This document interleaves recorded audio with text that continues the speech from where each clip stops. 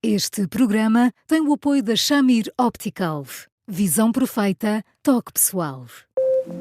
A miopia infantil pode ser gerida. A Shamir lançou as lentes Shamir Optimi, que promovem uma visão completa para deixar as crianças mais felizes. As lentes Shamir, que gerem a progressão da miopia, são super resistentes, estéticas e muito confortáveis. Com as lentes Shamir Optimi, melhora o bem-estar da sua criança. Saiba mais em shamir.pt.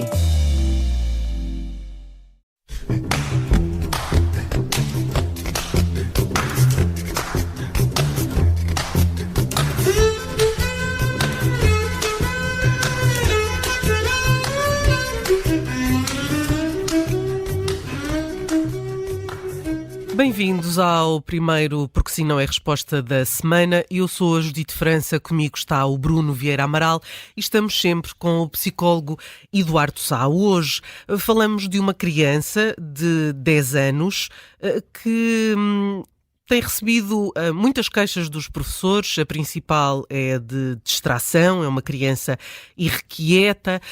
O psicólogo da escola considera que ele é imaturo, mas a professora acha mesmo que tem um déficit de atenção.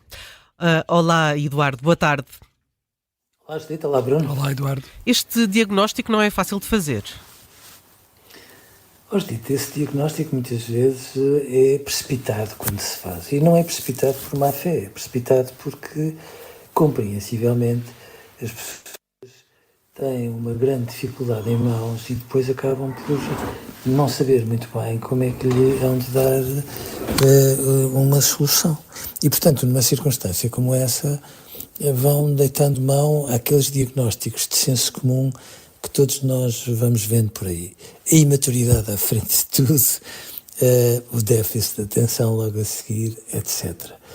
É verdade, no entanto, e aqui não vale a pena estarmos a contornar, porque nem sequer faria sentido, que uma criança de 10 anos já é uma criança crescidinha, em condições normais estará entre o 4º e o 5º ano, mais no 5º ano, e, portanto, é suposto que já tenha alguma aprendizagem do que significa estar na escola, adequar-se àquilo que os professores esperam, corresponder, responder de maneira pronta, etc.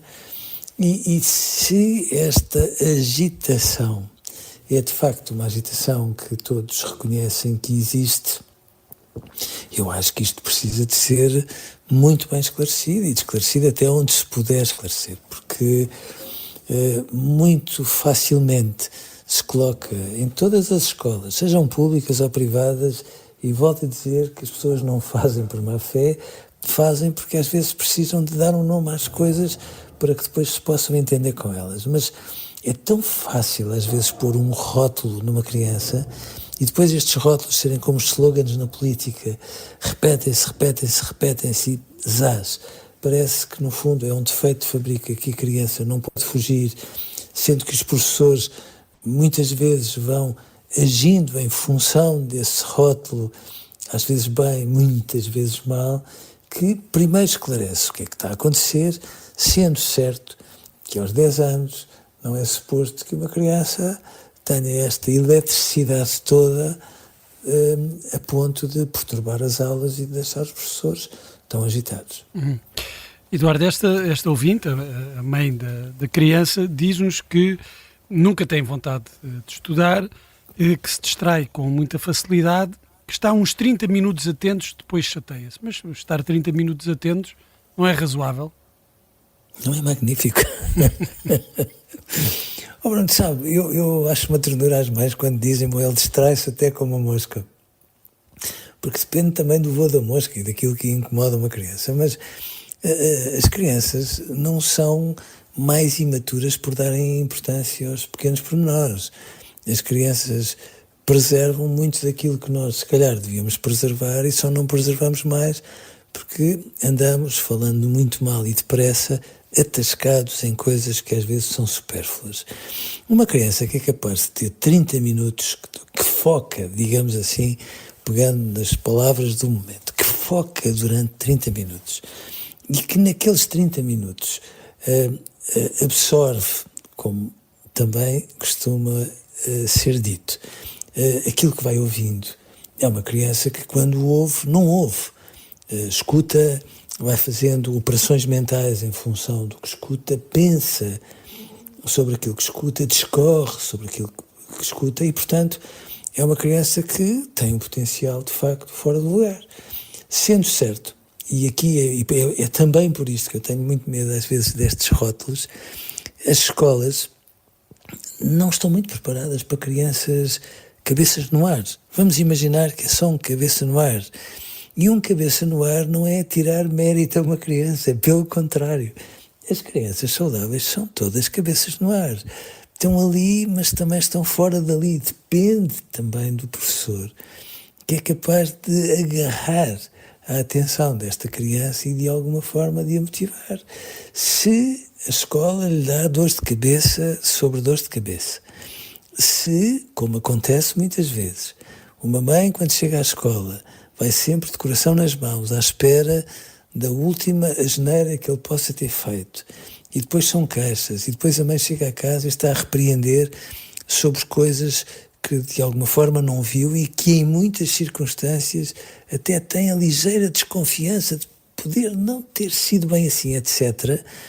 Claro que uma criança que leva na cabeça a torto e a direito por causa da escola, quando finalmente a mãe lhe diz, olha, vamos fazer trabalhos de casa, vamos estudar aqui uma matéria qualquer para eu perceber até que ponto é que tu estás a conseguir aprender o que devias aprender, é natural que uma criança fuja da escola como o diabo da cruz. E, portanto, só por isto não chega para nós dizermos sim, tem um problema, sendo que meia hora de atenção, exatamente como disse Bruno, é um potencial bem engraçado, porque em meia hora uma criança, quando escuta e discorre sobre aquilo que escuta, fica lá com uma informação preciosa e às vezes o grande problema não é a meia hora, é nós darmos horas e horas e horas seguidas e às vezes não intercalarmos estas meias horas ou os 45 minutos de uma aula com o recreio, porque isso faria com que as crianças fossem mais atentas e tivessem melhores resultados. Até porque será importante fazer aqui uma distinção entre a distração, de que alguns professores se queixavam, que a criança é distraída, se distrai com facilidade, e a perturbação da sala de aula. Claro. Os outros são dois aspectos diferentes e até a propósito das matérias e da capacidade dos professores, esta também diz-nos que o filho, quando o assunto lhe interessa, quando a matéria é do seu gosto, já não se distrai. Pronto, está a ver, Bruno, e aqui é um critério muito importante para nós dizermos assim, cuidado, que por mais que os professores, uma vez mais, estejam a tentar pôr uma legenda para perceberem como é que hão de lidar com esta criança, bom, uma criança que quando está a mexer num assunto que a mobiliza, que interessa, que a apaixona, é uma criança que se agarra a ele e o desenvolve por ali adiante. Uma criança destas não é objetivamente uma criança hiperativa com déficits de atenção. As crianças, quando têm uma perturbação destas, não focam em nada, parecem estar literalmente numa agitação, quer motora, quer de alguma forma psíquica, imparável. Se uma criança parece estar na aula, às vezes está atenta, mas ao mesmo tempo está a cogitar com os seus botões, bom, é importante que se faça de facto um diagnóstico como deve ser, e já agora é por isso que eu acho que devia haver psicólogos na escola. Não é tanto para fazerem consultas, não, é para porem legendas nestas dificuldades das crianças, para que depois digam ao professor A ou B ou C, olha, em relação a este assunto com esta criança, por favor, experimente falar deste modo, a ver se ele não apanha, ou faça desta forma e vai ver como chega lá. E, portanto, não se trata de psicologizar o mundo, trata-se de dar aos professores os instrumentos com uma leitura técnica mais fina que eles depois possam usar em favor dos alunos e em favor de todo o trabalho magnífico que fazem no sentido de os ensinar. Hoje ficamos por aqui, Eduardo, voltamos amanhã com mais um tema. Até lá, continuem a ouvir-nos em podcast, também no site do Observador e, sobretudo, continuem a escrever para eduardosá@observador.pt. Eduardo, um abraço, obrigado e até amanhã. Até amanhã. Um grande abraço para os dois, obrigado.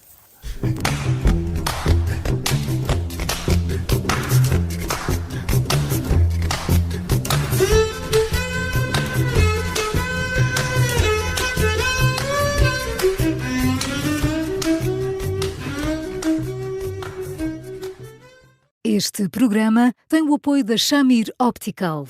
Visão perfeita, toque pessoal.